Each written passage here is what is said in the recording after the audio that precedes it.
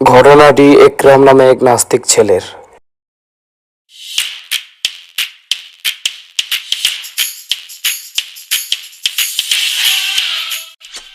এই এই ইকরাম, আয় নামাজটা পড়ে আসি।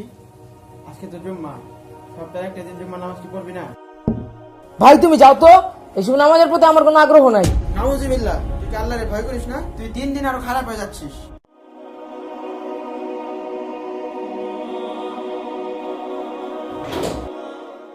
ভাই দাঁড়াও,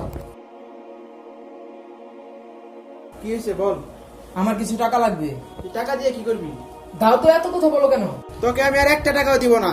তোর নামে আমি অনেক নালিশ পাইছি, তুই এই টাকা দিয়ে আজে বাজে জিনিস খাস। তুই টাকা দিবি না মানে বাবা মরার পর সব সম্পত্তি তুই খেয়ে বসে আছিস। টাকা দে, না হয় কিন্তু ভালো হবে না বলে দিলাম। ইকরাম, এটা কিন্তু অতিরিক্ত হয়ে যাচ্ছে।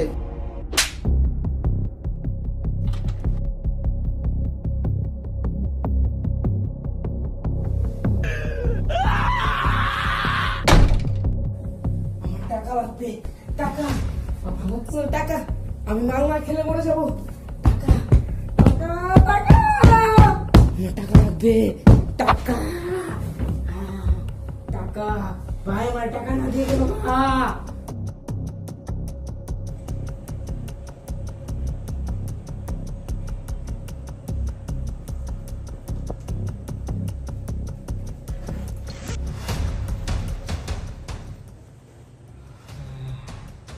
টাকা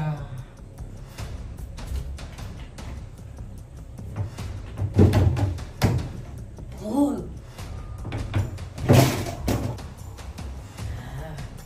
মাল খাওয়ার ব্যবস্থা হয়ে গেছে আজকে।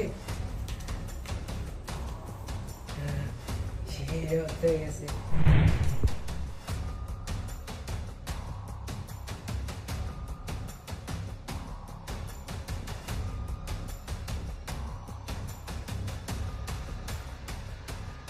হ্যালো দোস্ত। হ্যাঁ দোস্ত, তাড়াতাড়ি গোপায় পর, মাল খাটটাই হয়ে গেছে। হ, তাড়াতাড়ি আয়, তাড়াতাড়ি আয়, তাড়াতাড়ি।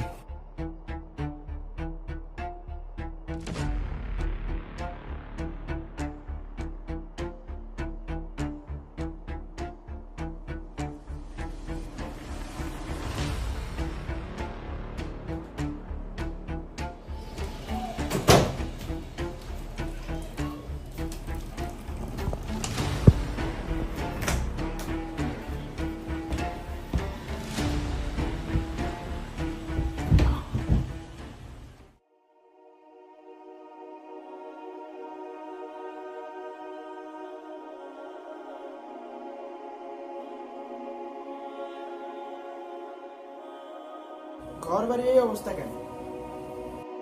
ইকরাম, এই ইকরাম।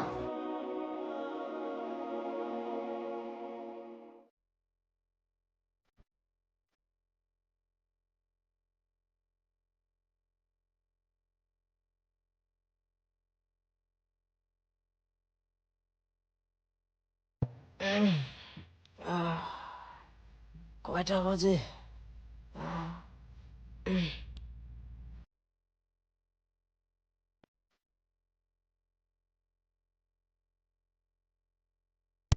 এই তুই কি করতেছিস? তুই দেখতেছিস না আমি কোরআন তেলাওয়াত শুনতেছি? কি হলো, তোর মাথা কাটে যায় না? সকাল সকাল আমার পছন্দের গান না শুনলে মাথা ঠিক থাকে না। নাউজুবিল্লাহ। আসসালামু আলাইকুম ইমাম সাহেব। ওয়ালাইকুম আসসালাম। ইসাক ভাই, আপনার ছোট ভাইটা দেখি খুবই খারাপ। ওর ভিতরে কি মরার ভয় নাই? এই ছেলে, তোমার কি মরার কোনো ভয় নাই? আসছে আমার আল্লাহওয়ালা, আগে নিজের চরকায় তেল দেন।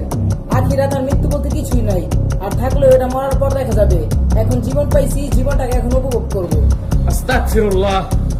হে আল্লাহ, তুমি এই যুবককে হেদায়েত দান করো, না হলে ওর যে কি হবে তুমি ভালো জানো মাওলা। ইসাক ভাই, আমি মসজিদের বিষয়ে কিছু গুরুত্বপূর্ণ কথা বলতে আপনার কাছে আসছিলাম, কিন্তু এখানে এসে যা শুনতেছি এখানে এক মুহূর্ত থাকার মতো নয়। আমি মসজিদে চললাম, আপনি মসজিদে আইসেন, আপনার সাথে কিছু গুরুত্বপূর্ণ আলোচনা আছে। আচ্ছা ঠিক আছে হুজুর, আমি আসবো ইনশাআল্লাহ। ঠিক আছে।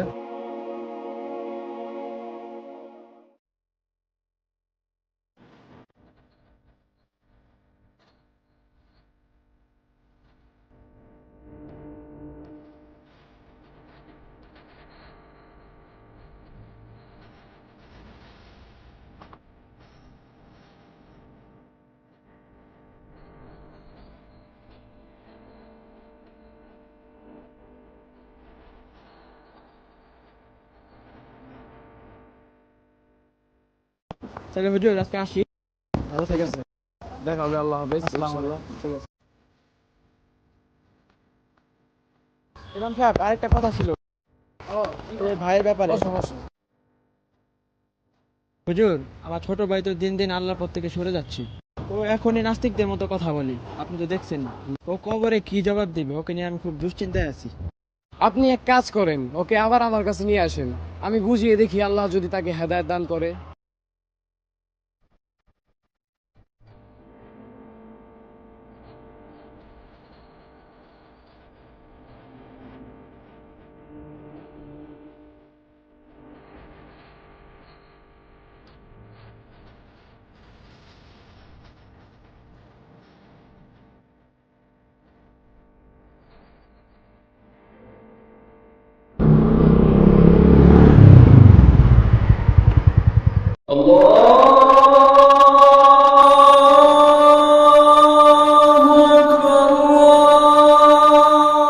কি দেখলাম মসজিদে আজান হচ্ছে, তুই এখানে দাঁড়িয়ে গান শুনছিস? নামাজ তো পড়স না, আবার গান শুনতেছস। গান বন্ধ কর। না, গান বন্ধ করবো না আমি। তুই গান বন্ধ করবি না? না, গান বন্ধ করবো না। আজকে থেকে তোর আমার বন্ধুত্ব এখানেই শেষ। তো বিপদে আমাকে আর কোনোদিন ডাক দিবি না। যা যা যা। আইসে। ইকরাম, চল আমার সাথে, আমি এক জায়গায় যাবো। কোথায় যাবো? আমি যাবো না। আরে আয়, ভালো জায়গায় নিয়ে যাবো, ভালো লাগবে। ধুত, তিরি তোমার যারা ভালো লাগে না, চলো।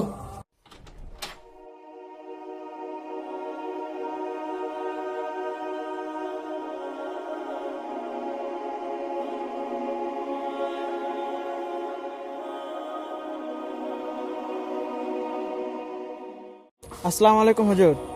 আমি তো আমার ছোট ভাইকে নিয়ে আপনার মসজিদে যাচ্ছিলাম। তাহলে উঠেন, আমরা এক জায়গায় বসি। বৈশা কথা বলা যায়। হ্যাঁ, তাহলে ওঠেন আপনি। যাওয়া যাক।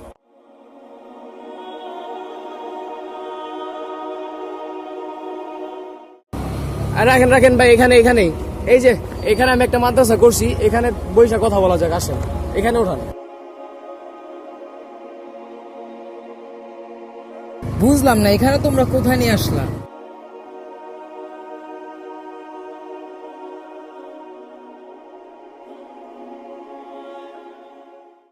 বাবা শোনো, আল্লাহ তাআলা আমাদেরকে এই দুনিয়া পাঠিয়েছেন শুধু পরীক্ষা করার জন্য।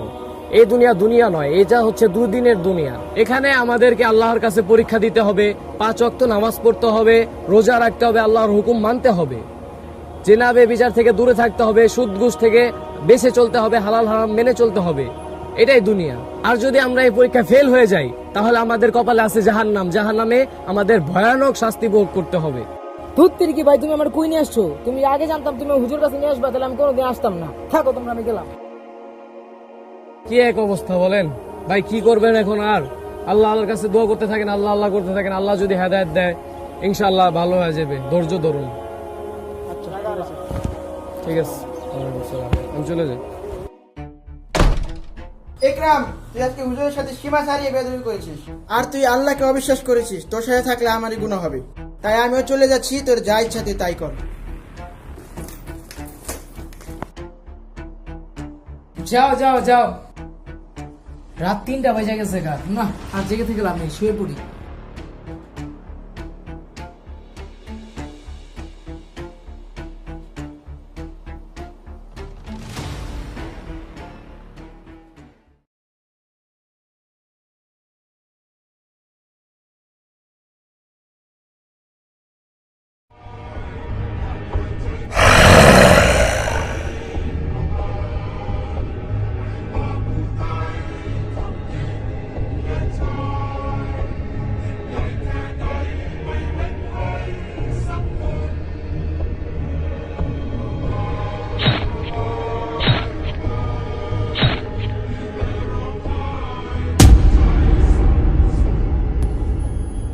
আমি এটা কি স্বপ্ন দেখলাম?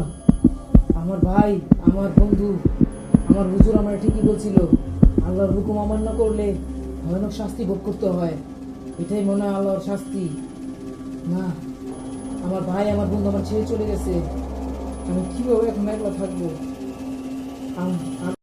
আমি আল্লাহর প্রতি ফিরে যাব। আমি আল্লাহর প্রতি ফিরে যাব।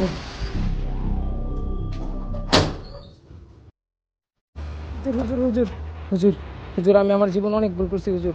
আমি অনেক ভয়ানক স্বপ্ন দেখছি হুজুর। বাঁচতে চাই হুজুর। এই দুনিয়া 2 দিনে দুনিয়া আমি বুঝতে পারছি আমার ভুল। হুজুর আমার তওবা করান। আলহামদুলিল্লাহ, আলহামদুলিল্লাহ, আল্লাহর কাছে শুকরিয়া করো প্রথমত, কারণ তুমি তোমার ভুল বুঝতে পারছো। আমি অবশ্যই তোমাকে এখনই তওবা পড়ায় দিচ্ছি। আমার সাথে সাথে বলো, লা ইলাহা লা ইলাহা ইল্লাল্লাহু ইল্লাল্লাহু মুহাম্মাদুর মুহাম্মাদুর রাসূলুল্লাহ। রাসূলুল্লাহ। আল্লাহ ছাড়া আল্লাহ ছাড়া কোনো মাবুদ নাই। কোনো মাবুদ নাই। হযরত মুহাম্মদ সাল্লাল্লাহু আলাইহি ওয়াসাল্লাম মুহাম্মদ সাল্লাল্লাহু আলাইহি ওয়াসাল্লাম আল্লাহ তাআলার প্রেরিত রাসূল। আল্লাহ তাআলার প্রেরিত রাসূল। আলহামদুলিল্লাহ, তুমি এখন আলহামদুলিল্লাহ। পুরোপুরি ইমানদার ব্যক্তি হয়ে গেছো।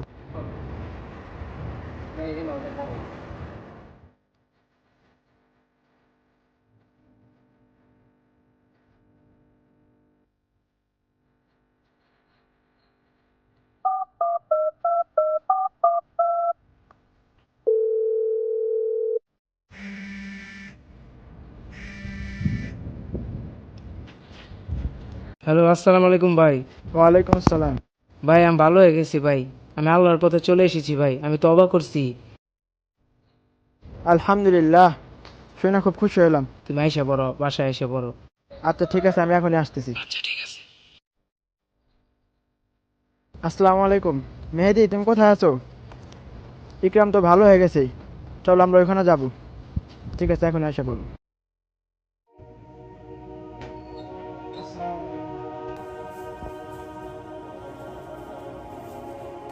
যাক, তুই ভালো হয়ে গেছিস, আল্লাহর পথে ফিরে এসেছিস, আমি অনেক খুশি হয়েছি। আলহামদুলিল্লাহ। এখন থেকে আমরা সবাই মিলে একসাথে ইবাদত করে জান্নাত হাসিল করবো ইনশাআল্লাহ। আল্লাহ আমাদের সবাইকে তৌফিক দান করো।